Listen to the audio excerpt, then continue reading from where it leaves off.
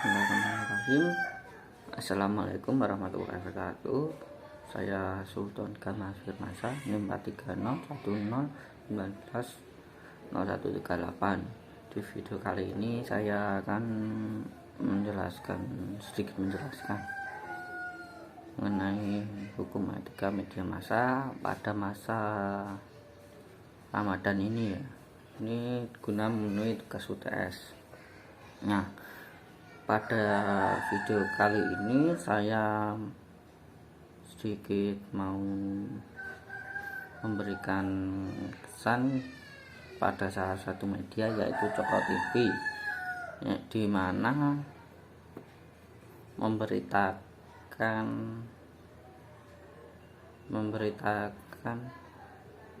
hal ini. Acaranya mau menjelang Ramadan, itu memberitakan mengenai dua ustadz, ya, saya nggak sebutkan namanya, dua ustadz yang dimana ustadz sebut padahal diundang pada salah satu acara sudah jauh-jauh hari, kemudian dibatalkan oleh aparat karena ada suatu alasan atau nggak tahu, tetapi pada media itu menjelaskan bahwa tanda kutip bahwa dua ustadz itu melakukan penyusupan, ya, padahal itu dalam hukum etika media massa, kode etiknya itu tidak diperbolehkan, di mana menempuh cara yang tidak, padahal dalam etika ada cara-cara yang etis dalam menyiarkan informasi pada di video tersebut dengan cara tidak etis.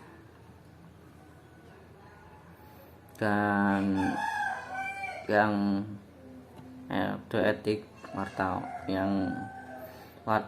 yang tidak baik, salah satunya juga di video tersebut menjelaskan secara tidak sesuai faktanya, tetapi sesuai opininya. Dalam Quran surat Al-Hujurat, yang artinya orang-orang yang beriman, janganlah sekumpulan orang laki-laki mendahkan kumpulan orang lain.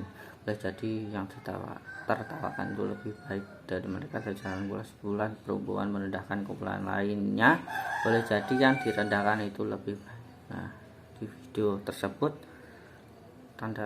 dalam tanda kutipnya itu seakan-akan merendahkan kedua ustadz tersebut, padahal tidak ada maksud lain. Itu pure dari panitia penyelenggara kegiatan di salah satu acara itu, pokoknya mengenai musim kegiatan muslim. Nah, dalam video tersebut juga terdapat berita yang tidak benar, di mana mencampur adukan opini dengan faktanya, padahal dalam Al-Quran dijelaskan dalam Quran surat Al-Hujurat ayat 6, hai orang yang beriman, jika datang pada munafik membawa suatu berita, maka salah dengan teliti agar kamu tidak menimpakan suatu musibah pada suatu kaum dalam mulai keadaannya yang menyebabkan kamu menyesal.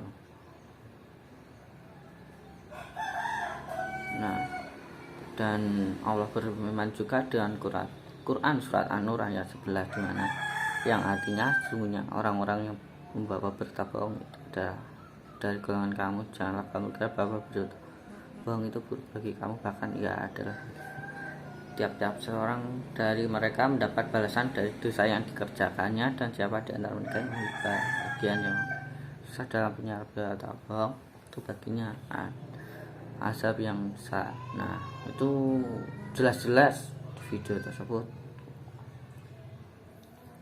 melanggar kode etik jurnalis, di mana menyiarkan berita tidak sesuai faktanya dengan menambahkan sedikit bumbu-bumbu yang buruk, padahal sebenarnya itu bukan dari ustadznya yang melakukan, tetapi itu panitia yang mengundang kedua ustadz itu.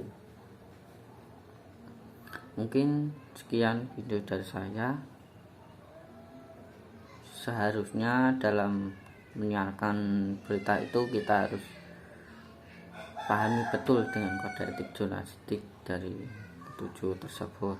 Nah, sehingga berita yang kita siarkan itu berimbang, tidak berat sebelah, dan itu murni benar, murni kebenarannya dari sumber yang terpercaya atau dari kejadiannya.